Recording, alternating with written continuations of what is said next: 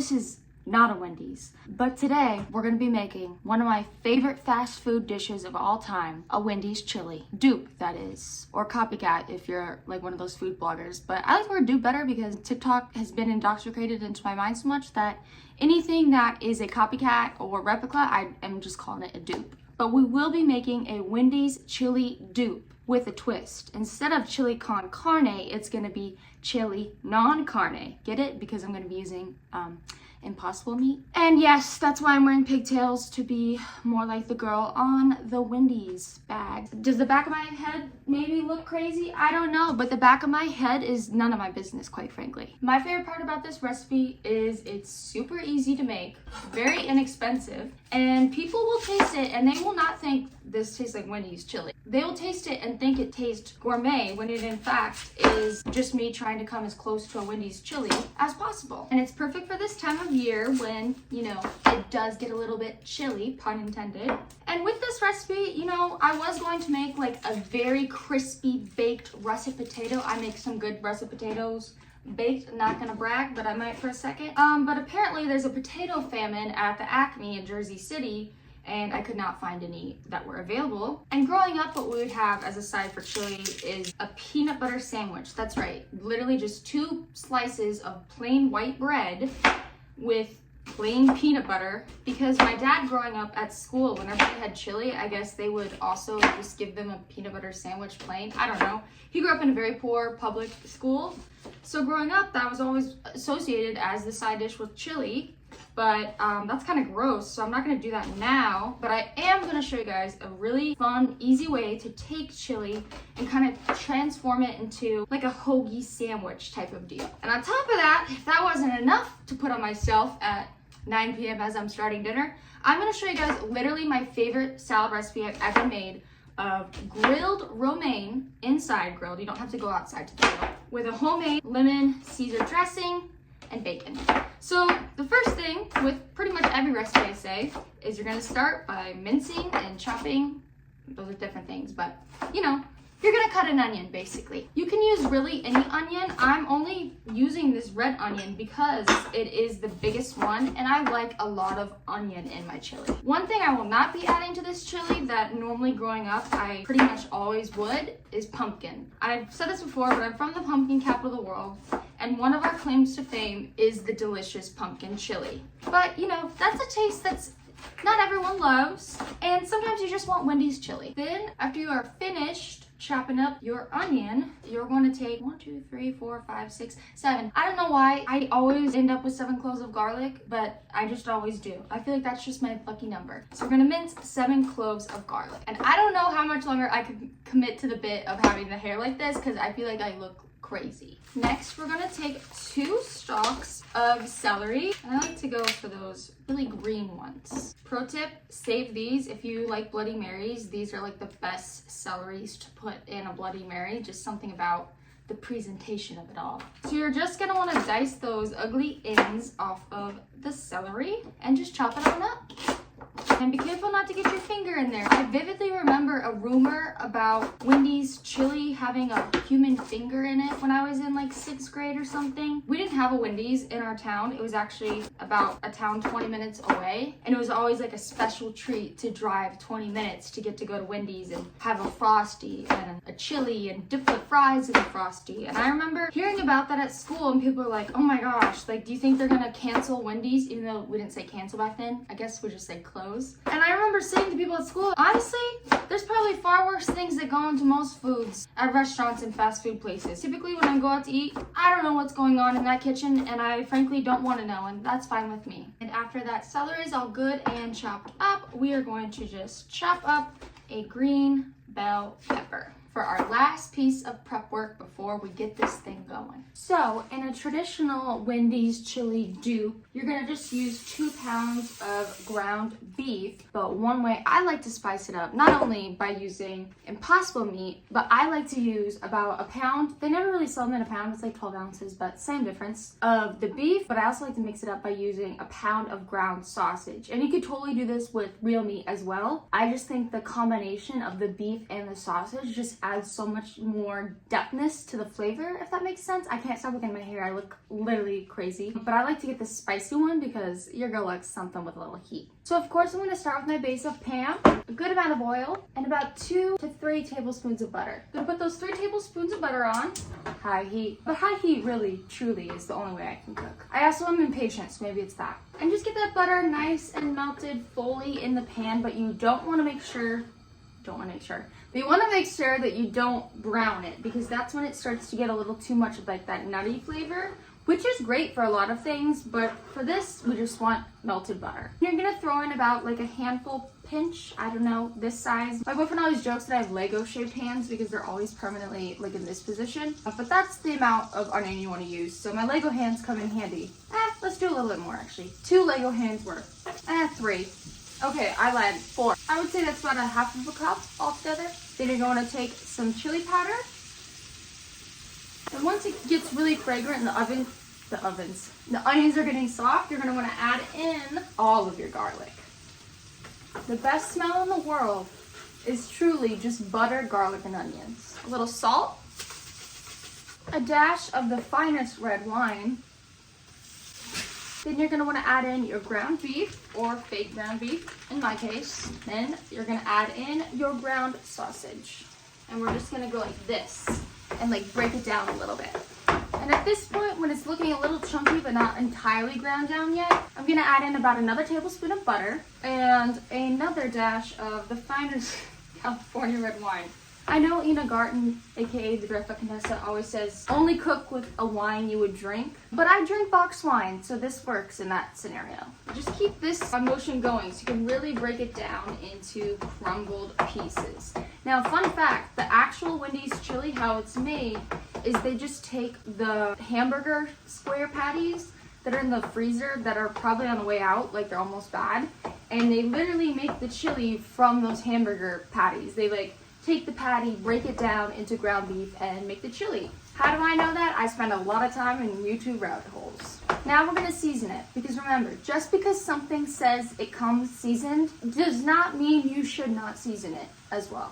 A little Lowry's, my staple as a Midwestern girly for all seasoning.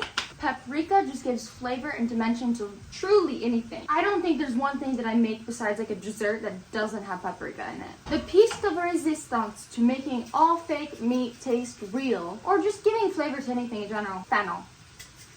And you could use less than this. I don't even know how much I'm using, but it's probably more than like the average person. Again, no matter how much they want to try to tell you on Apple TV shows or Netflix specials. Cooking, yes, it can be considered chemistry and scientific, but the best cooking is the cooking that's improvised from the heart. I say because I cannot do math or science for my life. We're gonna add in some oregano, about a teaspoon, I'm guessing, of how much I just added. Some red pepper flakes. It smells good in here. Yeah, and some marjoram leaves. Then, even though we added onion, we're gonna add onion powder. And even though we already had garlic, we're gonna add garlic powder. Remember, never such thing as too much seasoning. Yes, things can be too salty, so you definitely wanna like play the salt by ear. But the flavor seasoning, I say just go ham with it, because the best things that you've ever tasted at a restaurant, they use a lot of seasoning. Now when it looks like this, when all the pink is cooked out and it looks pretty brown, the thing about Impossible meat is I feel the more you cook it, the more crispy it gets, the better it tastes. I know a lot of people are like, don't overcook meat. I don't believe that. As long as you're not eating a filet mignon, sometimes overcooking the meat gives it more flavor, gives it more seasoning, gives it more time. Slow cooking is good cooking. So when it looks about this, where it's not quite crispy, but it's definitely not pink and definitely not gray, it's more of this brown color, we're gonna go ahead and take that off the heat and cook the rest of our chili in this pot. And because it is 10:24 p.m., I'm eating a little bit of the meat before I even start the chili because it was really good. It could be a thing on its own. The meat is delicious. And back to you, Ron, at Eyewitness News. So now that we got our meat nice and brown, we're gonna take a large soup pot, put some oil in it, and again at the bottom, 3 tablespoons of butter. Get that going on a high heat to melt the butter. Then we're gonna put in the rest of our onion, the celery, and our green pepper.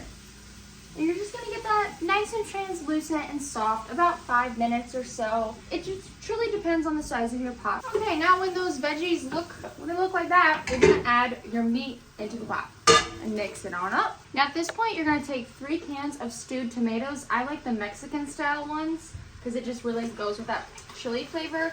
But I made this with the Italian flavored ones and it still tastes pretty good. It just has more of a basil-y flavor to it. Oh, and preferably don't get the can's lid in it. And I'm using 14.5 ounces cans of these stewed tomatoes. Then you're gonna take about 14 or 15 ounces, like a can this size, this is 15 ounces, 14 ounces would do too, of tomato sauce. I like to use the no salt added kind because any chance I can get a no salt added tomato sauce or paste, I do, because I like to salt with my own salt and do that to taste, because sometimes the pre-made salty stuff can just be too much. Next, we're gonna put in a can of Rotel with the diced tomatoes and the green chilies. I use mild because I like to spice stuff up on my own, but you could use medium or even hot Rotel would work. And next we're gonna add about a cup of water and stir that bad boy on up. I literally look like Angelica, I feel like, from Rugrats. Now you're gonna wanna go ahead and really like kind of stir to break down those stewed tomatoes so they aren't so chunky. Unless you like a really chunky tomato chili, then by all means, have at it. Next, I'm gonna go against every fiber of my being, and we're gonna stir in 2 pre-made packets of chili seasoning. I know I can be the type of person to be like, never use pre-mix, but Wendy's uses pre-mixed and it is good. And also there's no shame in using pre-mixed. I'm not here to barefoot Contessa. Store-bought is fine. Store-bought is more than fine. If you're cooking, you can use whatever the flying F you want, to be honest, and it's still gonna taste good if you're using ingredients that you like.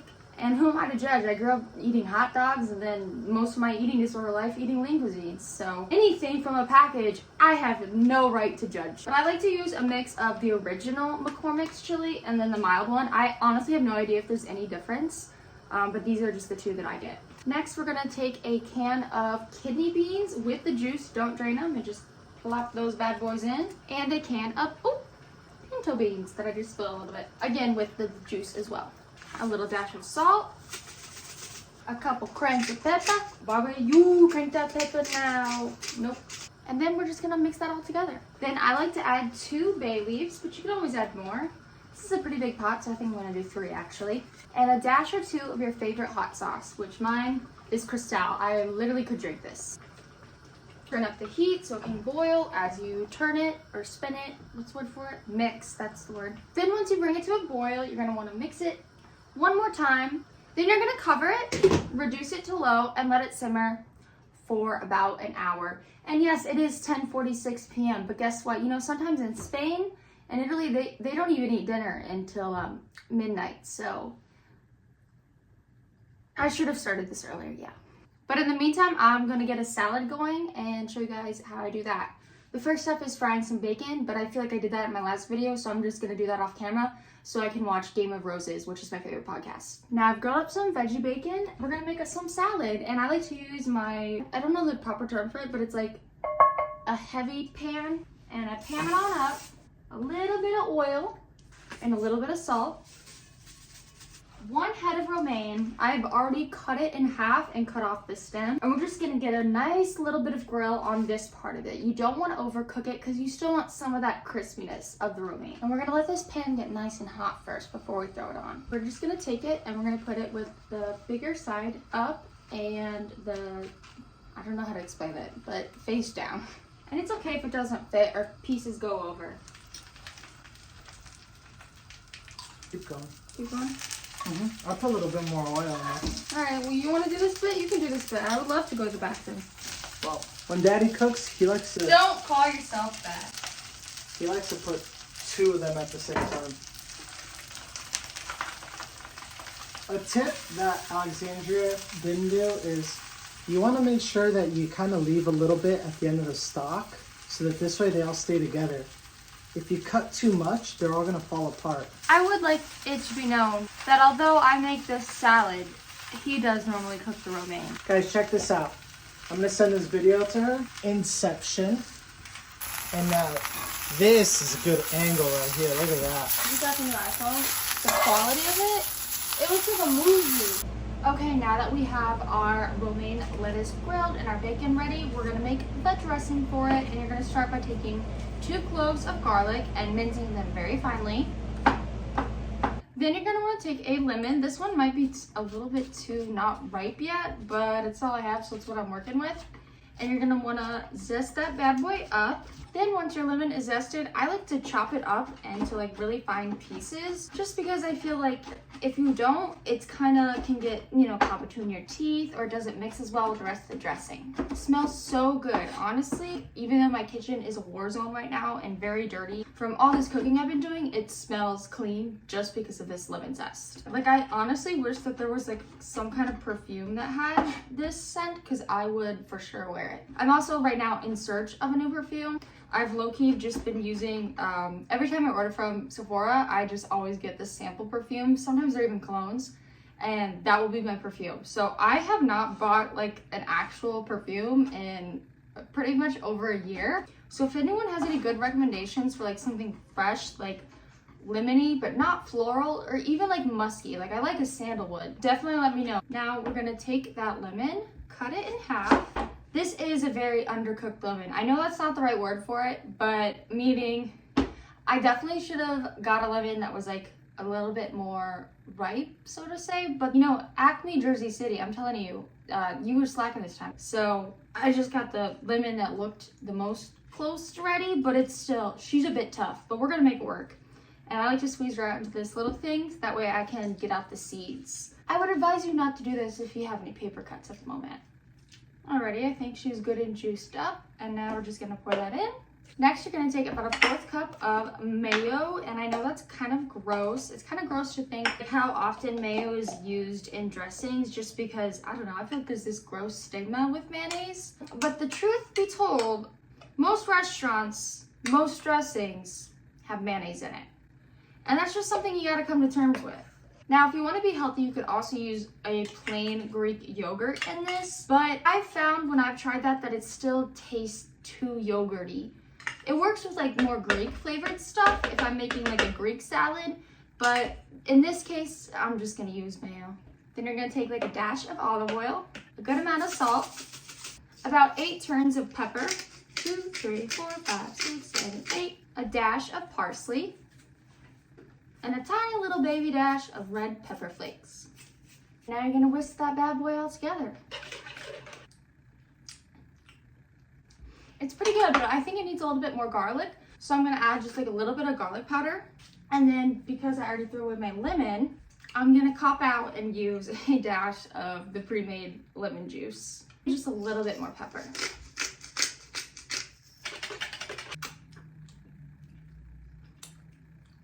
Okay, now I'm just being greedy. It's very good. It's good. So I have the last of the summer tomatoes from the garden that I'm going to use. You could totally just use them whole, but they're a little bit big, so I'm going to chop some of them in half. And yes, I'm chopping them on this now dirty cutting board that I have used to chop the lemon and the garlic. But you know what? They're all going in the same salad. Save water. I'm not being graded by the food department or the health department or whatever you call it. Next, we are going to thinly slice a little bit of onion. I like to use white or Vidalia for this, and I actually had half of an onion left over in the fridge, and I'm just going to make the most of that and use that. And I forgot to chop the bacon, but we're going to chop the bacon. Now you could totally build your salad just on this grilled lettuce alone, but I like to make a little base for it with one non-cooked, maybe not that one because it's falling over, but one fresh piece of romaine off the stalk. And then we're gonna take our grilled romaine and put it inside of that. And then you're gonna start by stuffing your salad. So you just basically open it up a little bit, and in the little layers, put in pieces of your onion, and then take some of those tomatoes and put those in the little nooks and crannies as well. I may have cut too many tomatoes, but that's okay. They're also good just to plop on the side.